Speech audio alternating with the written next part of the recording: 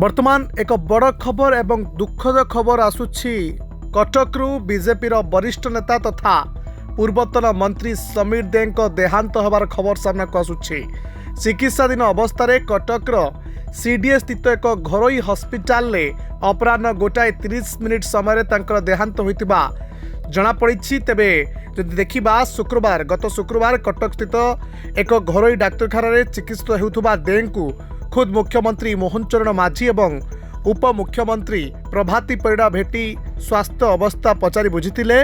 मुख्यमंत्री और उपमुख्यमंत्री तांको स्वास्थ्य एवं सुस्थता विषय पचारि बुझिबा सहित तांको आशु आरोग्य कामना मध्य करथिले। किंतु दुखद खबर जहां वर्तमान आसुछि दिन गोटाए 30 मिनिट समय रे तांको देहांत होइतिबा खबर सामना को आसुछि। तेबे समीर दे 3 थर विधानसभा को निर्वाचित होइतिले। से बीजेपी टिकेट रे कटक सदर विधानसभा आसन रु लगातार 3 थर विजय होइतिले। 1995, 2000 और 2004 विधानसभा निर्वाचन रे विजय होइतिले समीर दे।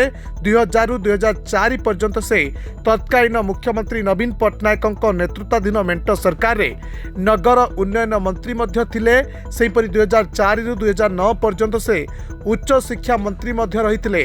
2 थर मंत्री 3 थर विधायक थिले समीर दे।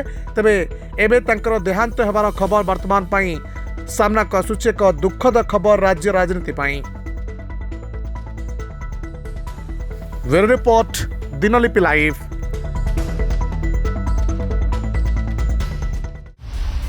दिनलिपि लाइव को एबे ही लाइक शेयर सब्सक्राइब करंतु।